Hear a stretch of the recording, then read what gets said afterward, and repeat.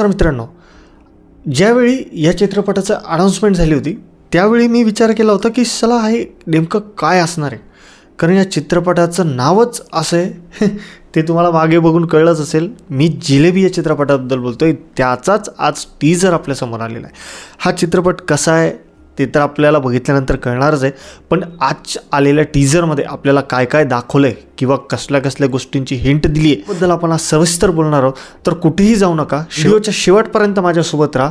तर चला सुरुवात करूया. आता जिलेबी शब्द ऐकल्यानंतर कोणीही म्हणेल की खायच्या पदार्थावरती का म्हणून आणि कोण चित्रपट बनवण्याचा प्रयत्न करेल, पण एक संकेत रूपी जिलेबी या शब्दाचा उपयोग या चित्रपटात केलेला आहे, कारण या चित्रपटाची स्टोरीज तेवढी गूढ आणि रहस्यमयी असणार आहे.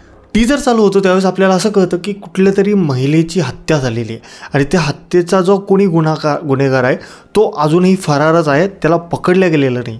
बस याच गोष्टीपासून टीजर सुरू होतो आणि तो हळूहळू प्रोग्रेस करत जातो आणि एक पॉईंटला पोचतो की जिथे खरंच समजत नाही की यात व्हिलन कोण आहे आणि हिरो कोण आहे. या टीजर बाबतीत अजून बोलायचं झालं तर या टीजरमध्ये सगळ्यात जास्त भाव कोण खाऊन गेला असेल तर तो होता एकमेव स्वप्नील जोशी.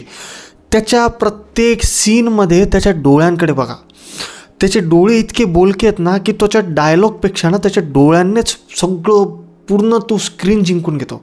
मला त्या माणसाचं, त्या ॲक्टरचं, तो मला आपलाच वाटतो, काही म्हणा तुम्ही. तो इतका भारी आहे त्याचं काम, त्याच्या प्रत्येक कामात ना त्याचं एक डेडिकेशन दिसतं, एक त्याचं पॅशन दिसतं त्याच्या कामाबाबतीत आणि हे त्याच्यात प्रत्येक याच्यात दिसून येतं.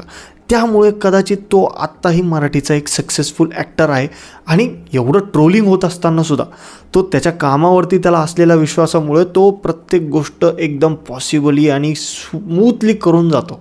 तसंच स्वप्नील जोशी यात एक डॅशिंग पोलीसवाल्याच्या भूमिकेत आहेत, ज्याच्या प्रत्येक हसण्यावरती जो डेव्हिल लाफ म्हणतात ना, तो डेव्हिल लाफ अक्षरशः स्क्रीन खाऊन टाकणार आहे. यावेळेस टीजर पण खाल्लं आहे आणि तो स्क्रीनसुद्धा खाणार आहे, यात काही वादच नाही बॉस. सोबतच प्रसाद ओकसुद्धा आपल्याला या चित्रपटात दिसत आहेत आणि सोबतच शिवानी सुर्वेसुद्धा दिसत आहेत. आता हळूहळू टीजर येईल, आता टीजर आलं आहे, आता ट्रेलर येईल, मग गाणे येतील, असं हळू करून करत थोडंफार एक समजेल आपल्याला स्टोरी बाबतीत अजून खोलात जाऊन, आणि चित्रपट आल्यावरती तर पूर्णपणे आपल्याला कळणारच. आता तसं बघायला झालं तर आपल्या मराठी इंडस्ट्रीमध्ये ढिगभराने सस्पेन्स थ्रिलर आणि मर्डर मिस्ट्री येऊन पडलेले आहेत. हे काय करतात काय नाही करतात आपल्याला चांगल्या प्रकारे माहिती आहे.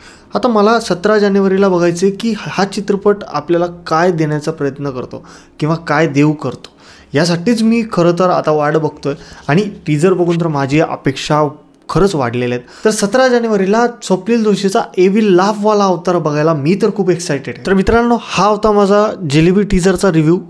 तुम्हाला कसा वाटला हे तुम्ही खाली कमेंट करून सांगा, आणि जर तुम्ही टीजर बघितला असेल तर टीजर तुम्हाला कसा वाटला हे सुद्धा तुम्ही खाली कमेंट करून सांगा.